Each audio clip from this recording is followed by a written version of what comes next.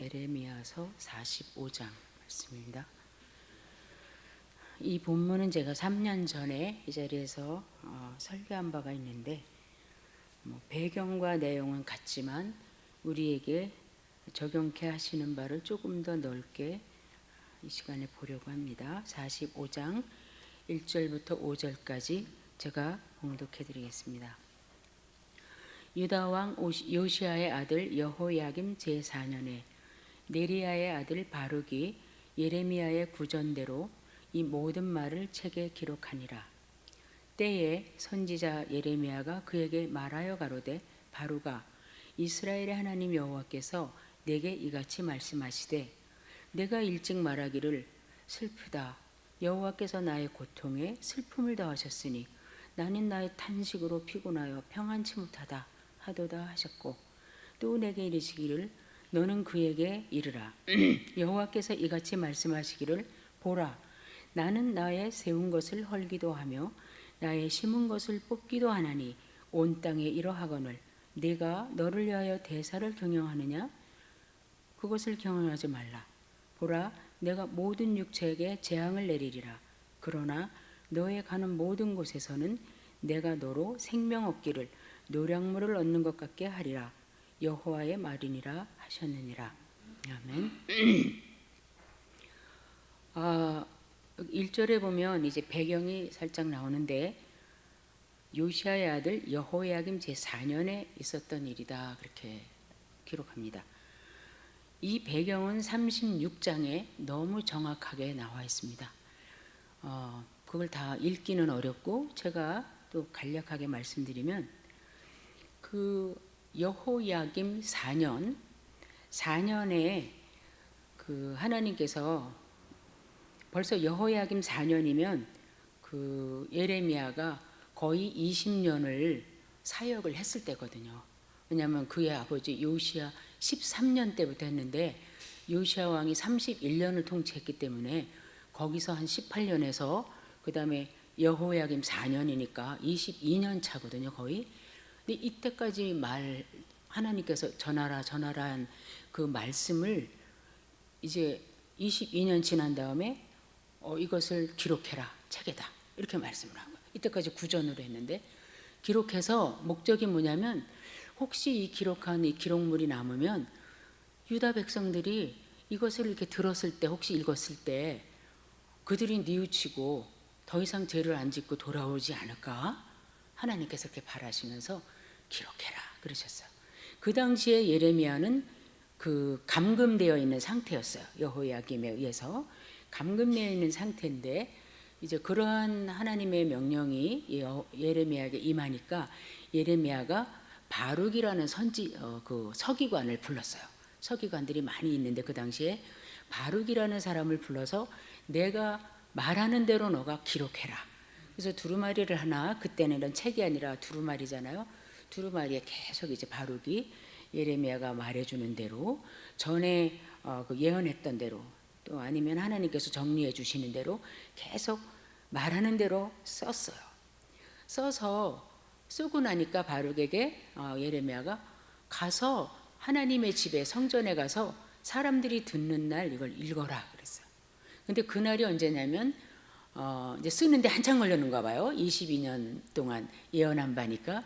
그래서 여호야김 4년에 그 말씀을 들었지만 실제로 바룩이 그 두루마리를 들고 여호와의 전에 간 거는 여호야김 5년 9월이라고 했어요. 9월에 그들이 1년에 한 번씩 금식하는 금식일이 있었는데, 그 금식일에는 이스라엘 사람들이 진실로 금식하고 기도하든지 안 하든지 아무튼 그들의 무슨 습관같이, 관습같이 다 모일 것이다. 그래서 거기서 이 말씀을 읽어서 귀에 들리게 해라 그랬어요. 근데 아까 말씀드린 대로 예레미야는 감금되어 있는 상태이기 때문에 바룩에게 가서 전하라고 했어요.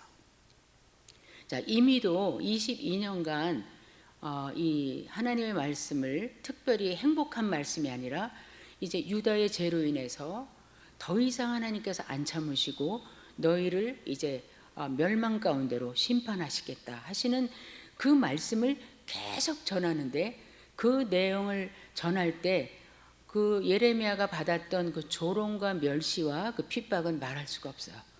근데 그것을 지금 바룩이 들고 가서 이제 읽는데, 바룩이 그걸 들고 가면서 물론 사명감으로 충만했겠지만, 왜냐하면 수많은 서기관 중에 내가 택함 받아서 이 하나님의 말씀을 기록하고 내가 가서 선포한다, 그런 정말 그 마음의 감격함도 있었겠지만, 뭐 22년간 너무너무 그 예레미야가 당한 일을 알고 자기도 가면 분명히 냉소적인 반응을 받을 거를 알지만은 하나님께서 보내셨으니까 가서 읽잖아요. 읽어서 이렇게 귀에 들릴 때 그 중에 이제 서기관들도 그 내용을 들어요. 그래서 살짝 바룩을 그 서기관의 방으로 데리고 가서 방백들의 앞에서 다시 한번 읽으라 그래요. 그래서 바룩이 그냥 여호와의 집에서 그 서기관 방에서 읽고 한번, 그 다음에는 방백들 앞에 가서 또 불려가서 한 번 더 읽어요. 더 읽었을 때 그 중에 그 서기관들의 몇 명이 이거는 우리만 들어야 될 내용이 아니야. 왜냐면 너무너무 상세하게 유다가 어떻게 망해서 어떻게 포로로 가고 어떤 처지에 거할 것을 생생하게 말해주고 있으니까 이거는 왕에게 가서 얘기를 해야 된다. 그러면서 바룩에게 뭐라 그러냐면, 너 우리가 이 두루마리 가지고 두루마리에다 두고 가고 우리가 이걸 여호야김에게 가서 읽어줄 테인데 너는 생명이 위험하니까 너하고 선지자하고 도망가서 피해라, 이렇게 말해줬잖아요. 그래서 이제 바룩은 피했겠죠. 피했는데 성경 말씀에 의하면 36장 마지막에 의하면은 하나님께서 선지자와 바룩을 숨겨주셨다 그랬어요. 해코지 안 당하도록. 자, 그랬을 때 우리가 잘 아는 대로 그 여호야킴 앞에 가서 이제 계속 읽으니까 읽는 대로 회개하고, 하나님께서 그렇게 갈망하시던 대로 혹시 듣고서 회개할 줄 아니?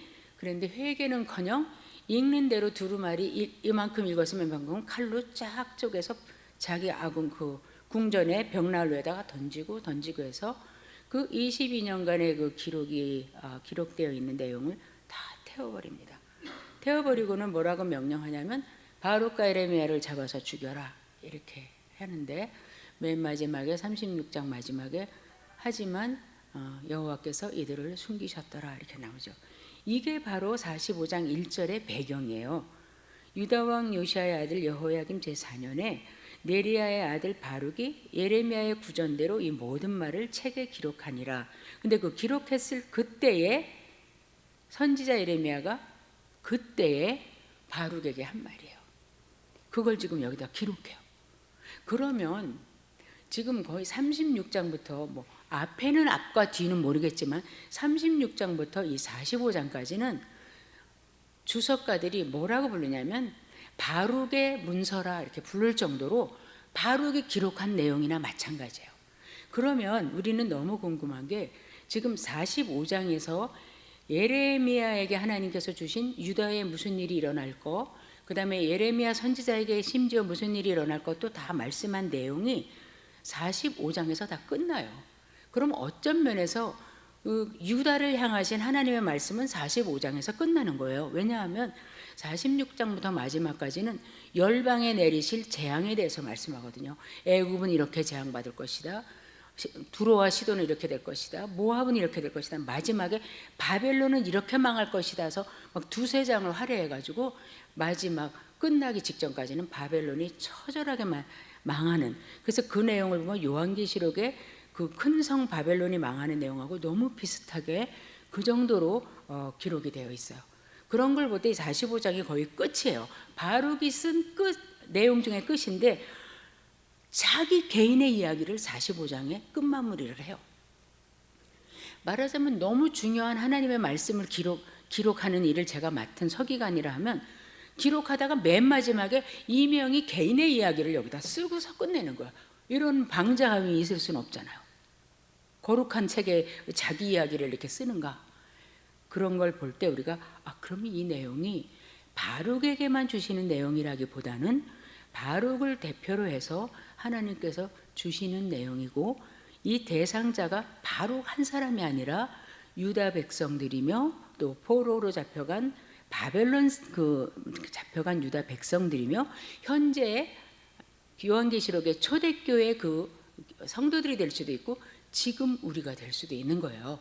그래서 오늘은 여기까지 한번 좀 넓혀서, 그렇지 않으면 구약이 우리에게 해당이 되는지 안 되는지를 모르죠. 그래서 그렇게 말씀을 드립니다. 그런데 예레미야가 그에게 말을 해요. 바룩에게 하나님께서 너한테 가서 전해주라고 하셨는데 바룩아 너가 이렇게 말한 적이 있다며? 하나님께서 나한테 알려주시네. 예레미야 몰라.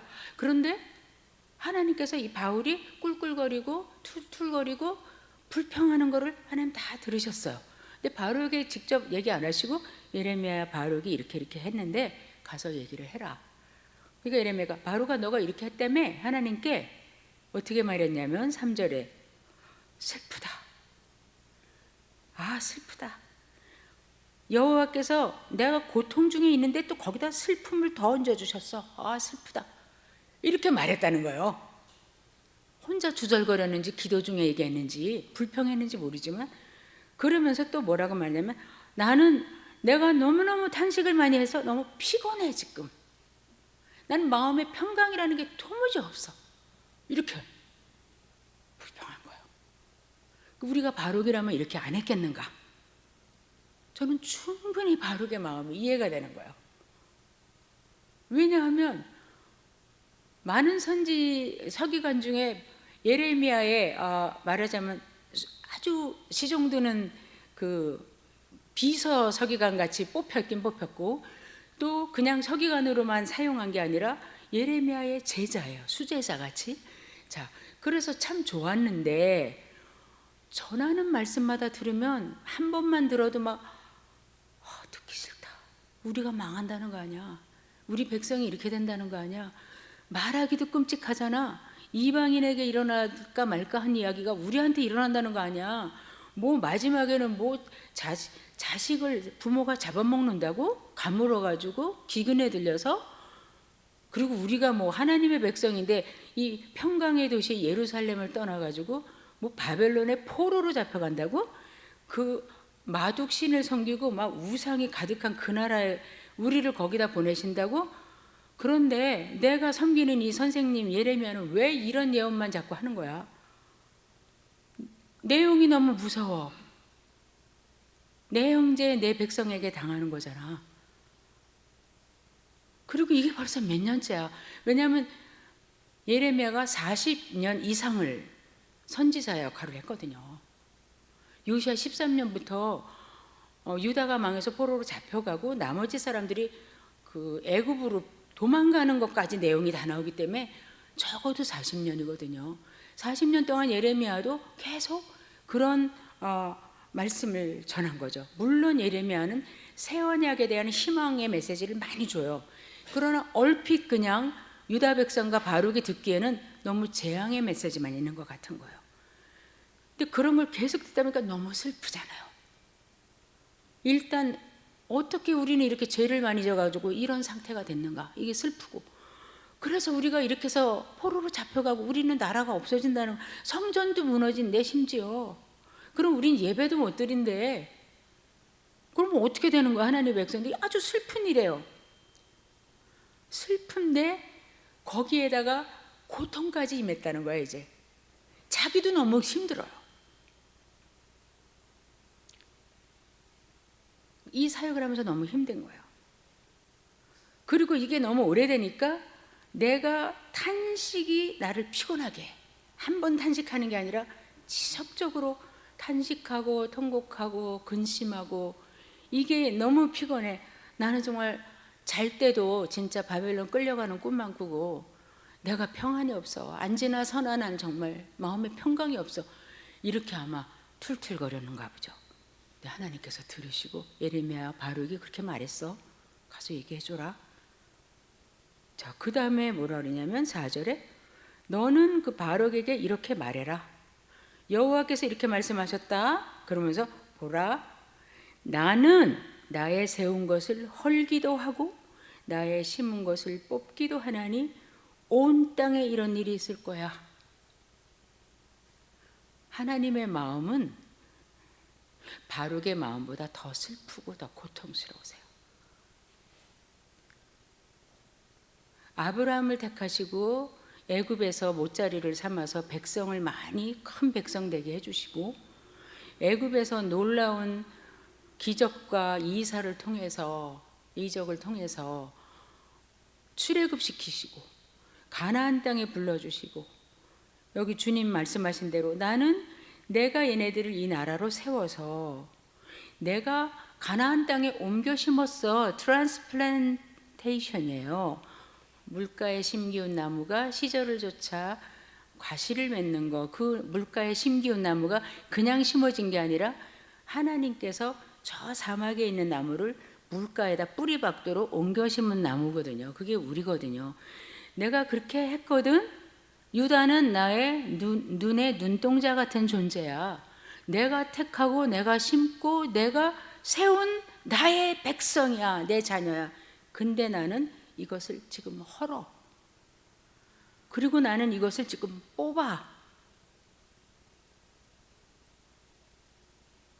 욥이 물론 잘못한 거 없는데 의인의 고난을 당할 때 막 하나님께 불평도 하고 탄원도 하고 기도도 하는데 그때 하나님께서 너는 이것을 알아? 너가 지금 고민하는 게 얼마나 너가 고민하는 것 이상으로 이 하나님이 얼마나 큰지 알아? 내가 이렇게 하셨듯이 너 지금 탄식하고 피곤하다 그러고 평안이 없다 그러는데 나는 이래. 나는 나의 것을 뽑는 거야. 나의 것을 허는 거야. 근데 우리가 이 하나님의 마음을 모르는 것 같죠. 저부터. 아마도 바룩은 처음에 좋게 시작했다가 너무 이 상황도 힘들고 길어지니까 자꾸 뒤로 물러갔던 것 같아요. 그리고 피하고 싶고 도망가고 싶었던 것 같아요. 이 직분에서. 많은 목사님들도 번아웃 되고 그러면 정말 좀 쉬고 싶다. 아니면 여기서 그만할까? 조기 은퇴할까? 이럴 수도 있듯이. 그러면서 하나님 나라에 지금 내가 어떤 일을 하고 있는 건지 거기는 처음에는 그걸로 시작했다가 나중에는 그것보다는 내가 있는 자리가 너무 크고 내가 당하는 게 너무 힘들고 정말 그만하고 싶다. 내가 이거 지금 예레미야 안 따라다녔으면 나 이렇게까지 힘들진 않지 않나? 그냥 저 백성들 같이 망할 때 망하더라도 맘대로 사는 사람 같이 있지 않을까? 나는 너무 진짜 힘들다. 이럴 때 하나님께서 그런 말씀 없지만 나는 더 힘들어. 나는 더 슬퍼. 내가 지금 내 백성을 보낼 때 내가 눈물이 안 나겠니? 내가 내 백성을 헐어버리고 무너뜨릴 때 내 마음이 지금 편안하겠니? 그렇게 말씀하시면서 온 땅이 이러할 거야. 온 땅이. 여기서 하나님께서는 이스라엘을 택하신 구원의 하나님이 자신이 구원의 하나님임을 한쪽에서는 천명하시고 또 한쪽에서는 나는 창조주다. 온 땅을, 온 인류를, 모든 인간을 만든 창조주인데 나는 이 유다에게 하는 이 일을 내가 온 땅에 이렇게 할 거야. 46장부터 지금 끝에가 그렇잖아요. 나는 내가 창조하고서 참 좋네. 보기 좋네. 사람은 더 좋네. 이랬던 그 온 땅을 그렇게 다 무너뜨려 버릴 것이다. 이게 지금 나의 일이야. 그리고 나는 이것을 이미 결정했어. 결정했기 때문에 나는 반드시 할 것이야. 반드시 이루어질 것이야.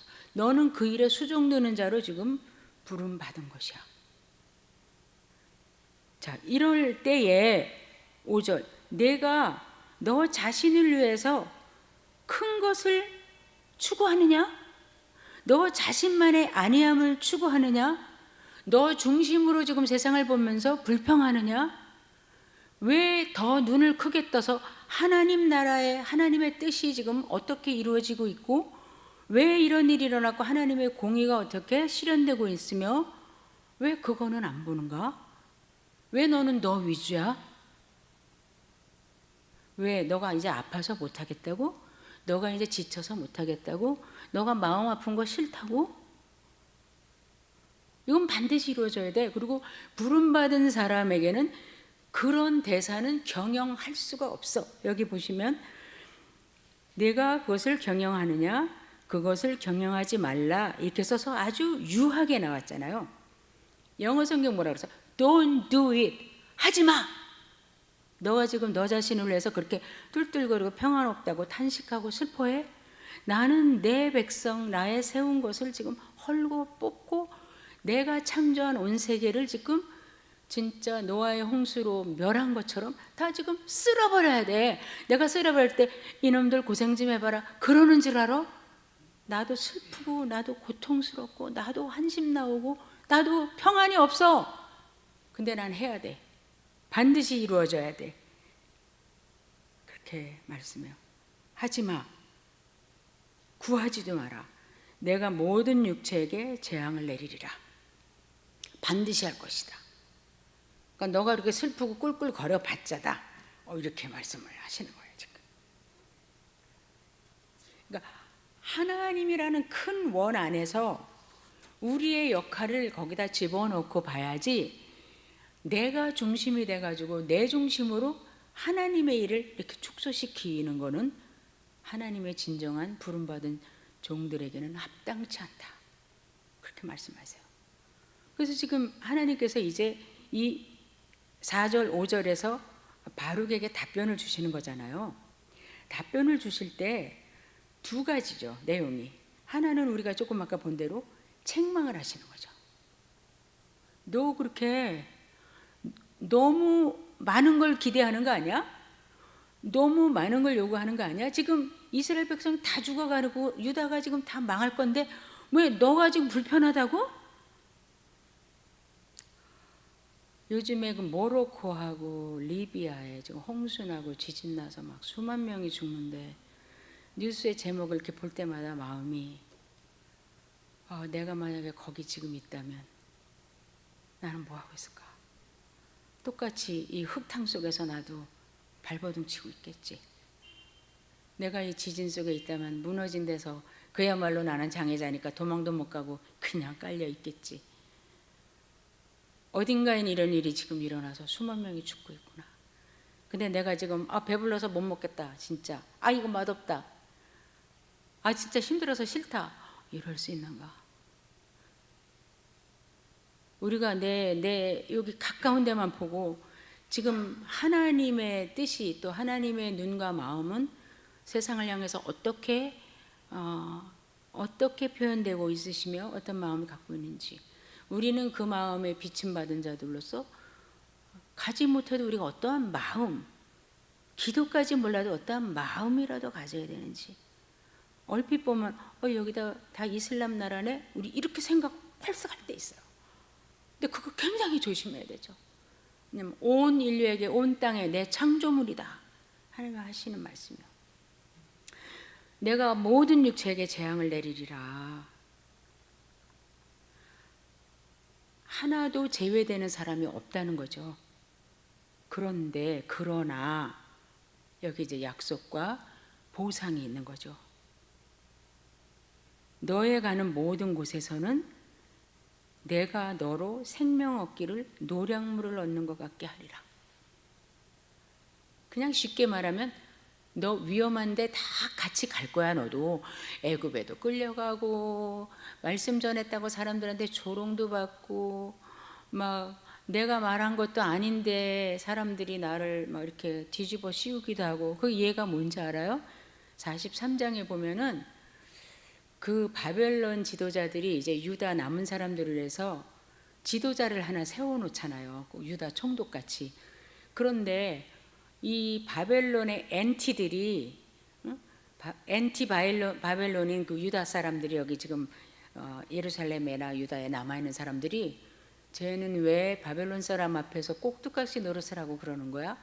그리고 죽여버리잖아요. 죽여버리고 이제 그 예레미야에게 와서 하나님께서 뭐라고 하시는지 우리한테 조금 꼭 알려주세요. 이번에 알려주시면 우리가 아주 그대로 할게요. 뭐 죽으라면 죽고 살라면 살고 그대로 할 테니까 좀 알려주세요. 그러니까 이제 예레미야가 그들이 다시 물어보러 왔을 때 내가 기도했고 너희들이 그대로 한다 그래서 말하는데, 하나님의 말씀은 너희가 바벨론에 항복하라는 거야.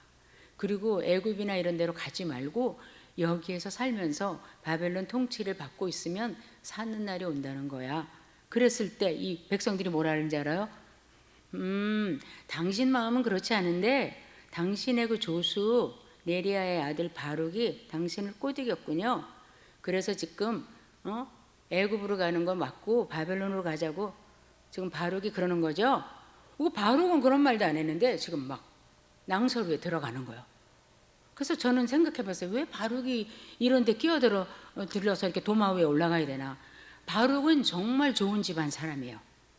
그의 할아버지는 예루살렘의 성주였어요. 가버너, 말하자면 주지사였어요, 할아버지가. 그리고 그의 형제는 아주 높은 고관 중에 한 명이었어요. 역대하고 읽어보시면.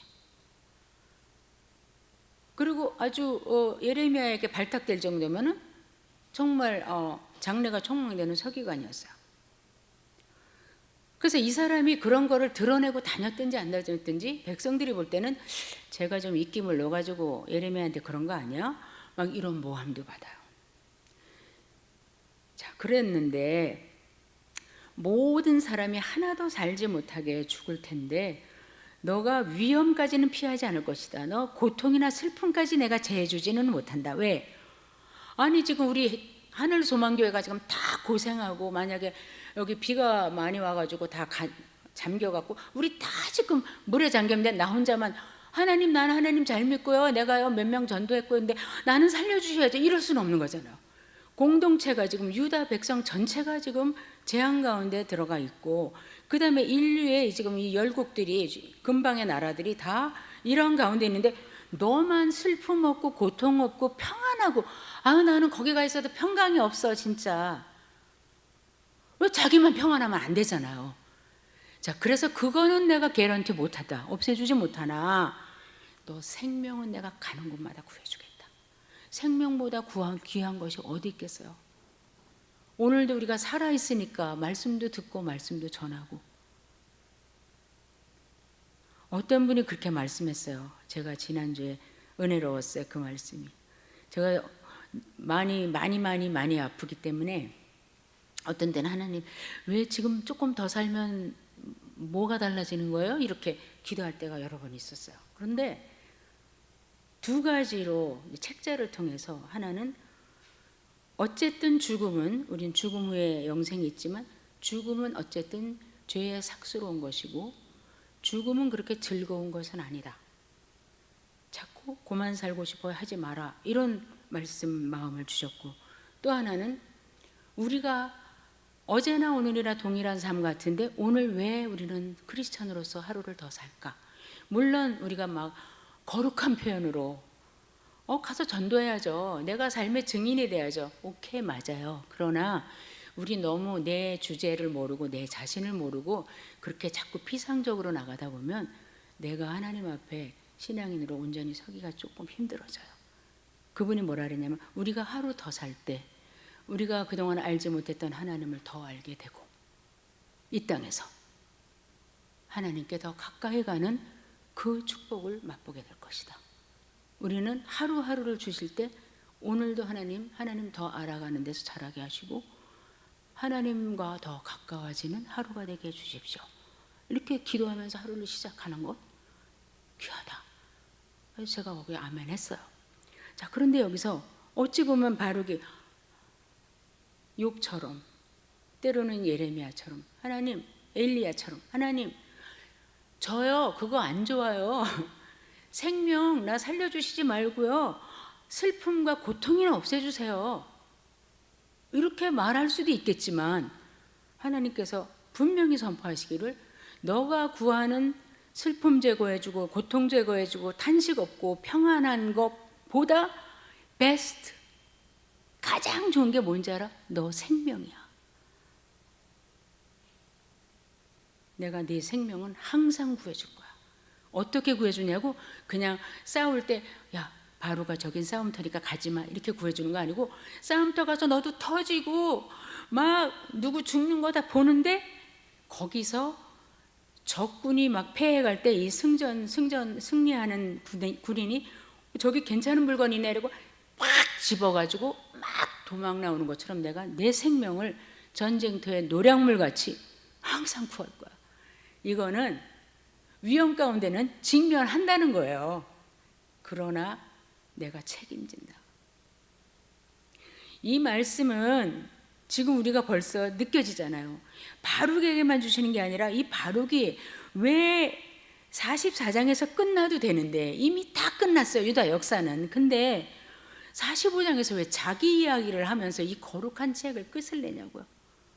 이것은 바벨론의 포로로 잡혀간 백성들이 그래 우리가 이렇게 탄식하고 슬퍼하는 게 이거는 하나님 정하신 일이고 이루어졌어야만 되는 일이고 우리 죄악의 결과고, 그러나 하나님께서 우리 생명을 이 바벨론 이 땅에서 종살이하는 곳에서도 노량물로 건지신다는 거야. 초대교회 분들이 이 말씀을 들었을 때 우리 언제 저 로마 정권에 의해서 우리 언제 죽을지 몰라. 그러나 하나님께서 말씀하셨어. 우리 생명을 노량물같이 건지신다고 했어. 슬픔과 고통을 제거해 주신다고 약속은 안 했고 그 가운데 그러니까 우리가 살면서 이 세상은 악하잖아요. 그리고 이 세상은 우리 집이 아니잖아요. 우리 집은 하늘나라에 있잖아요. 남의 집에서 지금 사는 거야. 물론 이 세상이 우리 아버지 하나님이 만드신 세상이지만 지금 공중 권세 잡은 마귀가 지금 잡고 있고 주장하고 있고 온 세상이 정말 그리로 막 방향을 잡아서 가고 있잖아요. 물결같이. 자, 이러할 때에 우리가 위험을 피할 수 없어요. 코로나가 왔다. 하나님께서 성도들만 코로나 안 걸리게 해주시지 않잖아요. 사회가 또 인류가 재앙을 받을 때 지구의 온도가 따뜻해졌다. 이럴 때 성도들은 시원하게 해주시나요? 그거 아니잖아요. 우리가 함께 고통받고 온 모든 육체가 재앙을 볼 때 우리도 그거 당해요. 당하지만 마지막 순간에 가장 중요한 순간에 하나님이 함께 하시고 붙잡아 주신다. 그런 말씀을 하시는 거예요. 그런데 이 바룩이 이게 이제 예레미야가 바룩에게 전하잖아요. 근데 예레미야도 똑같은 경우를 당했었잖아요.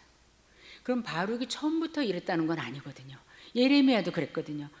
그거를 이해 잘 하시려면 15장을 한번 제가 읽어드릴게요.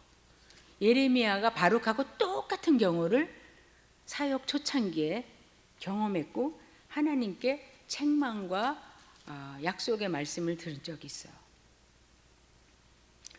12장에서도 한번 그랬어요. 12장에서 자기의 그 친족들이 자기를 핍박하고 해코지하고 말씀을 안 듣고 할 때 나 너무 힘들어서 못하겠어요 하나님.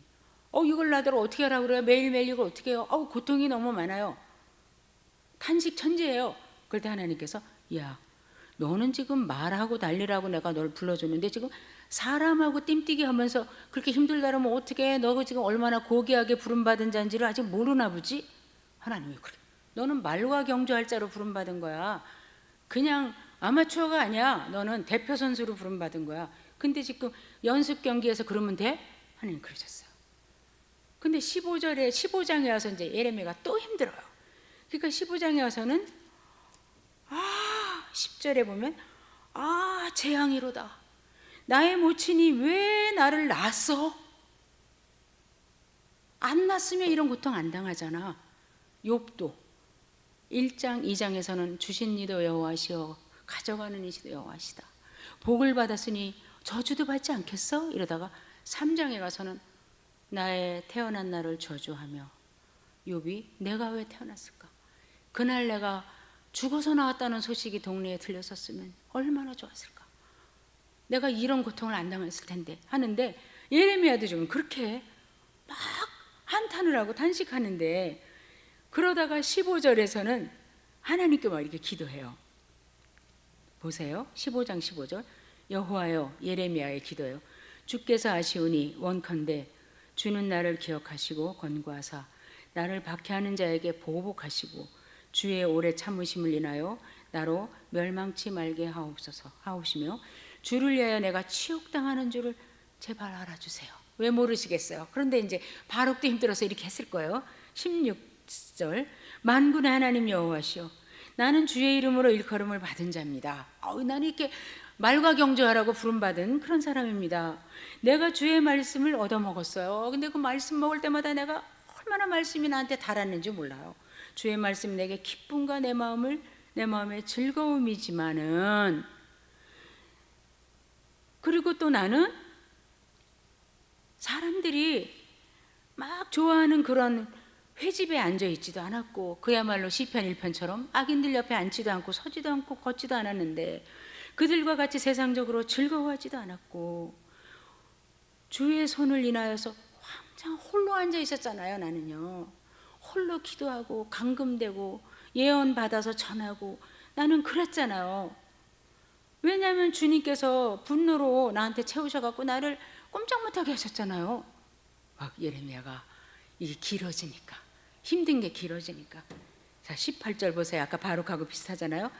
나의 고통이 계속하며, 고통이 지금 계속된다는 거, 상처가 중에서 낫질 않아요 지금요. 20년째 40년째요. 어찜입니까? 주님은 나를 속이는 분입니까? 이렇게 했었어요.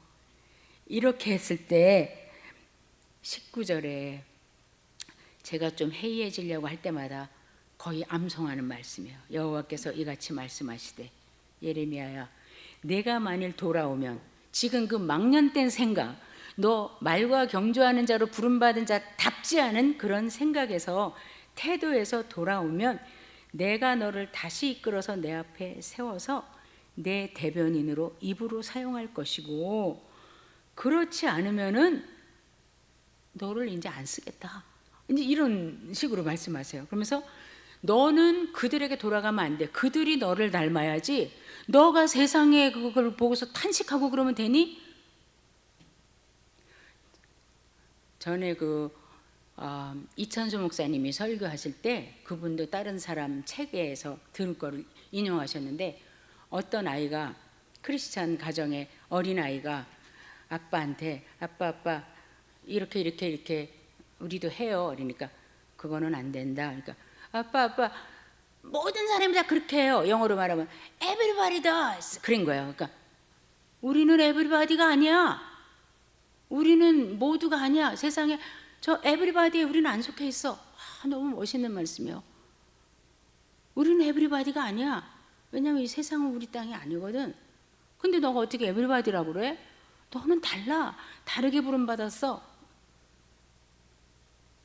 주님께서 예레미야야 그 사람들이 너를 따라와야지. 내가 불평을 하면서 지금 세상 쪽으로 가?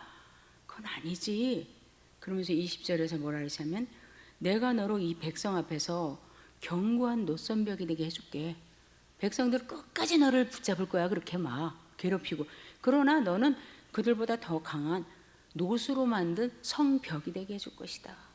21절 내가 너를 악한 자의 손에서 건지며 무서운 자의 손에서 구속하리라. 이 약속 붙잡고 또 예레미야는 간 거예요. 그래서 자기가 일어났는데 몰랐는데 바룩이 그 생각을 하고 있었다는 거예요. 이 선생님 예레미야가 몰랐는데 하나님께서 예레미야에게 바룩이 지금 그런 생각하고 전에 그런 말하는 거 내가 들었거든. 가서 이야기해줘라. 그러니까 예레미야가 이게 뭐 만감이 교차하죠. 바룩의 마음이 100% 이해되고, 왜냐하면 자기가 겪었던 길이고 또 하나님께서 자기에게 주신 그 위로하시는 그 하나님의 마음을 아니까 그 마음을 또 품고 또 전달을 한 거예요. 자, 바룩이 이때 아멘 했겠죠. 그러니까 마지막에 이 글을 썼겠죠. 마지막에 이 짧지만 5절이 굉장히 깊고 의미 있는 내용이에요. 그래서 제가 이제 이 설교를 준비하면서 한번 쭉 구약을 기억해 봤어요. 엘리야가 그 450명의 바알 선지자들과 싸워서 이기고 3년 6개월의 가뭄 후에 비가 오도록 기도했는데 이세벨이 죽인다고 하니까 그냥 도망가가지고 하나님 나 죽여주세요. 고통과 슬픔이 아주 중합니다. 이렇게 얘기한 거죠. 나만 남았습니다. 나만. 다 배교했는데 나만 남았습니다. 근데 하나님께서 뭘 하시냐면 너 여기서 뭐해? 왜? 너는 지금 에브리바디가 아니야. 너 이렇게 여기 앉아있으라고 부름받은 사람이 아니거든. 너는 지금 가서 아람의 하사엘 왕도 세워야 되고 너 대신해서 엘리사 선지자도 세워야 되고 이스라엘의 그 바알 종교를 없애야 되는 예후를 왕으로도 삼아야 돼. 그러면 만약에 제가 엘리야라면 지금 내가 죽겠다고요. 한 발자국도 못 가겠다고요.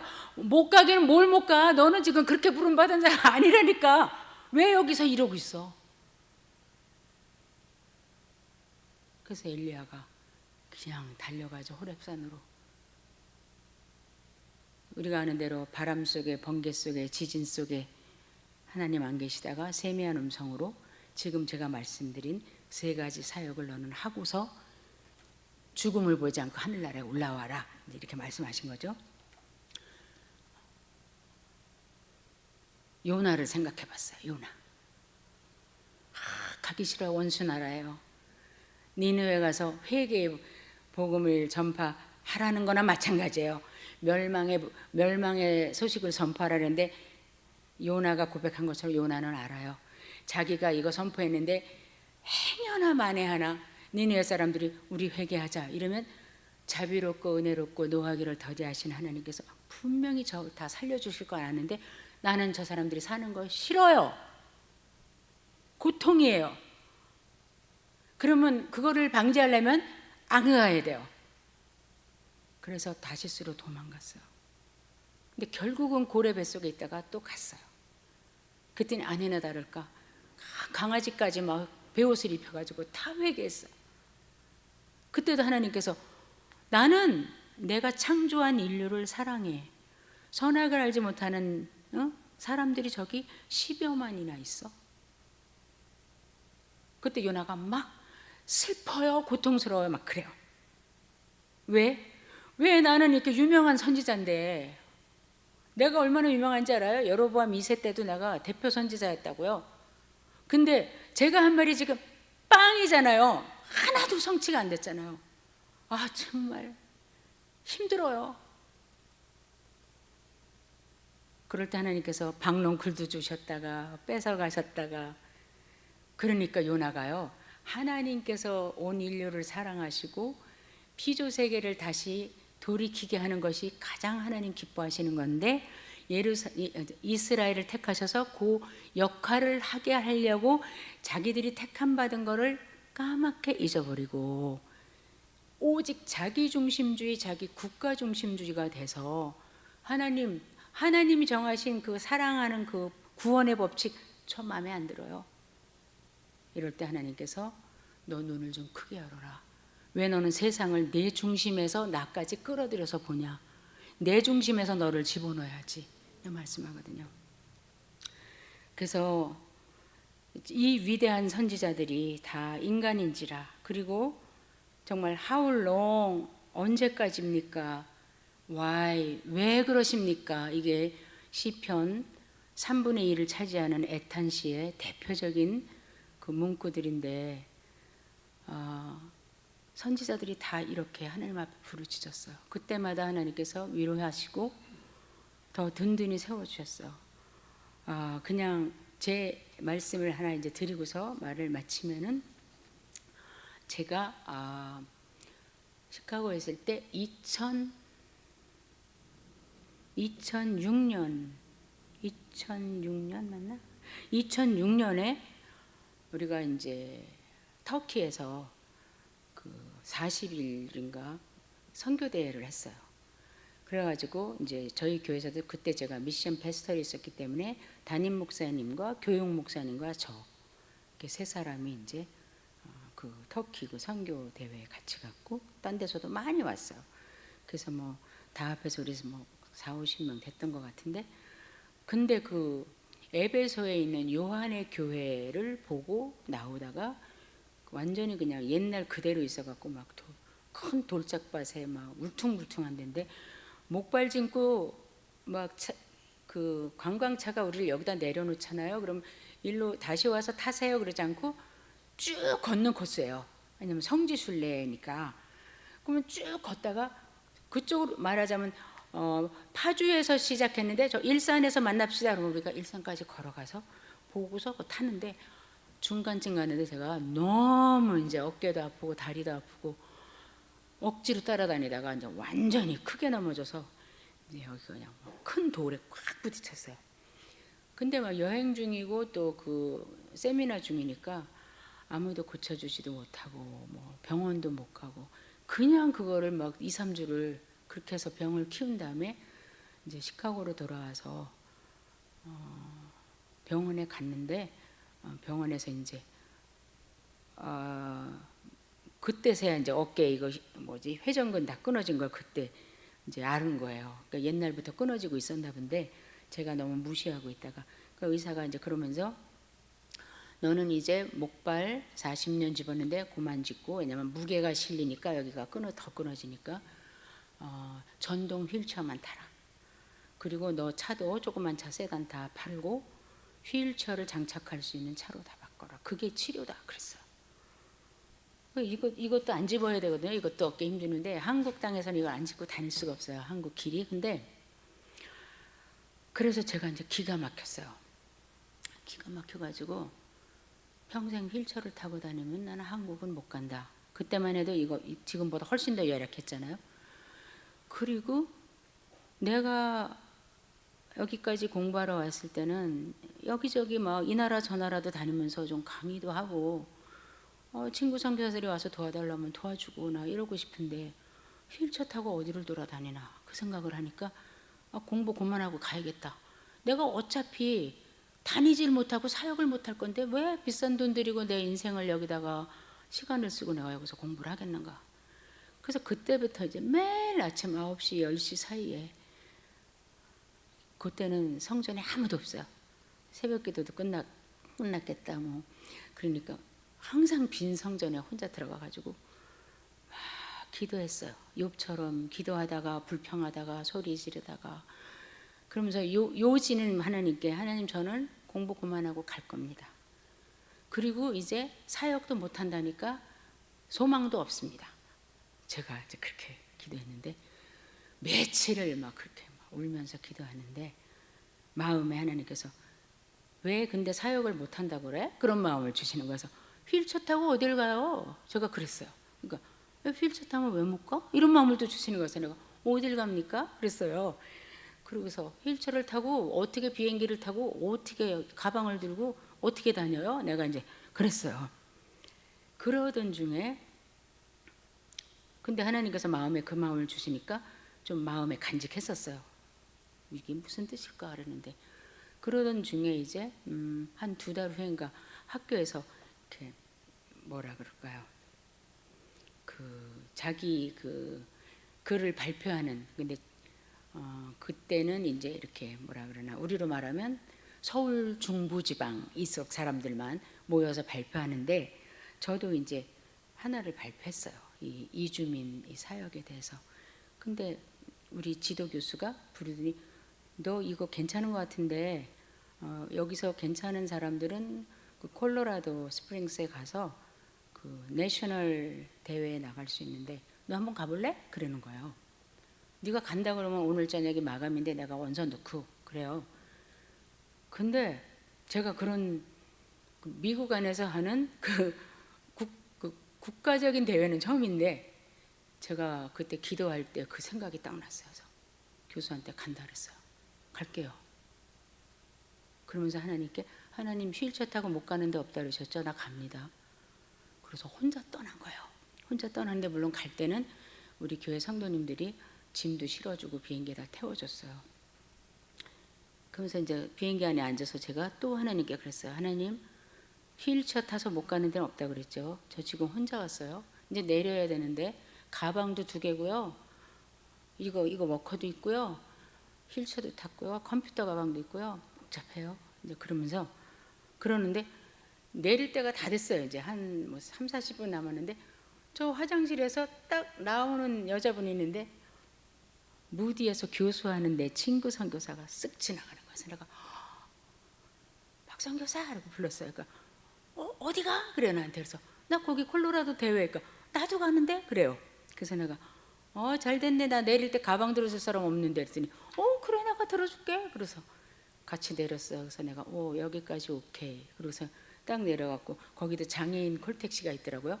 장애인 콜택시를 탔더니 또 이상 교사님이 막 이상 교사님 덕분에 나도 콜택시도 타고 그냥 얼마나 좋아. 이러면서 이제 갔어요.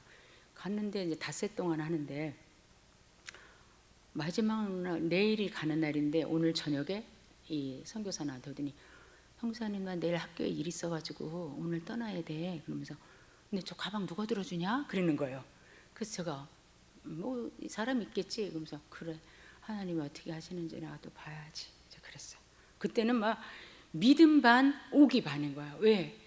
내가 그렇게 울면서 기도할 때 하나님께서 너는 왜 그 휠체어 탄다고 그렇게 울고 야단이야? 이런 마음을 주셔가지고 제가 이제 아침 먹을 때까지 아무 일도 안 일어났어요.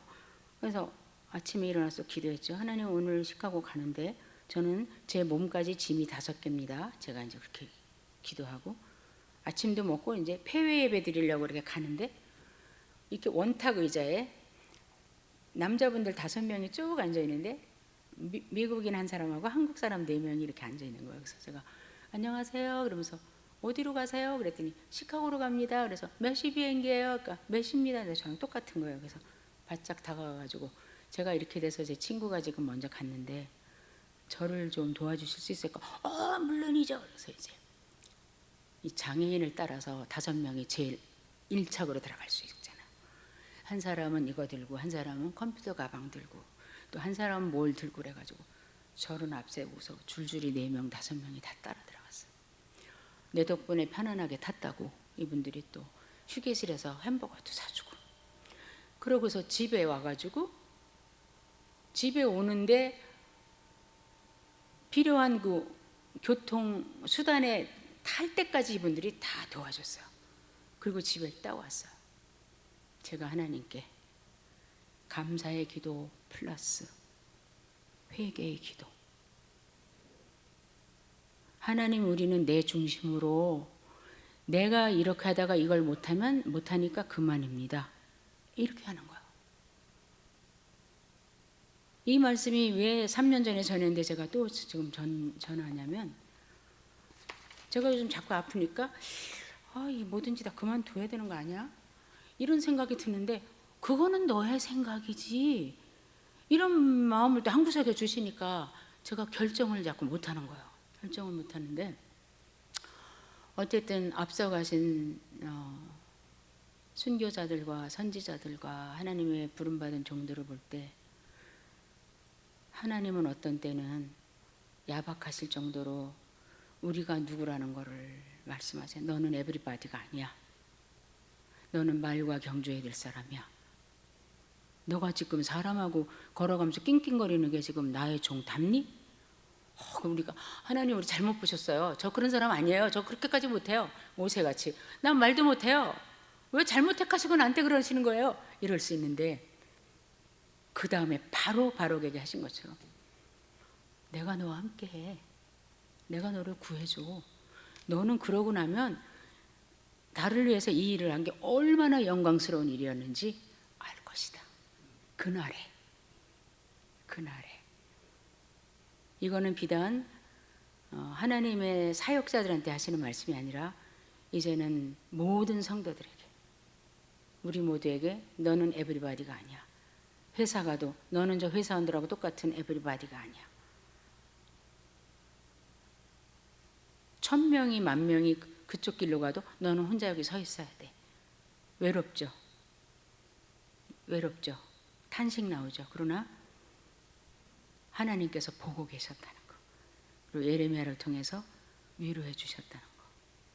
이런 하나님 지금도 우리 마음을 읽고 계시고 또 우리가 이해하지 못할 때 말씀 안 하시고 어떤 땐 직접 말씀하시면 또 과하다고 못 알아들을 수 있어. 그래서 예레미야를 통해서 또 그렇게 말씀하시는 걸 보면서 하나님 같은 분이 어디 있을까? 내 생전에 만나보지 못한 분이 하나님 그런 분이다. 그런 마음을 더 갖게 됩니다. 하나님 아버지 감사합니다. 우리에게 이 기록된 말씀을 주셔서 참 우리를 먹이시고 인도해 주시니 얼마나 감사한지 모르겠습니다. 예레미야가 40년 동안 외쳤지만은 하나님께서는 또 이 말씀을 기록하여 남겨서 후세에 이 말씀을 읽는 자들이 하나님 앞에 바로 돌아오지 않겠느냐 이런 간절함을 가지고 또 말씀 주셨는데 우리에게도 이 말씀을 주셔서 얼마나 감사한지 알 수가 없습니다. 말씀 많이 사랑하게 해주시고 말씀을 기록하신 성령님께서 저희들 늘 가르쳐 주셔서 하루를 더 살고 한 달을 더 살고 1년을 더 살 때 점점 더 여호와 하나님과 예수 그리스도를 아는 지식에서 자라나고 또 하나님께 더 가까이 가서 주의 음성을 세미한 음성을 듣고 주께서 우리의 세미한 음성 정말 마음속의 생각까지 아시는 것을 체험하고 하나님과 깊이 교통하는 저희 모두가 될 수 있도록 그래서 그러한 모양으로 세상의 증인으로 살 수 있도록 주님 도와주시옵소서. 예수님의 이름으로 기도하옵나이다. 아멘.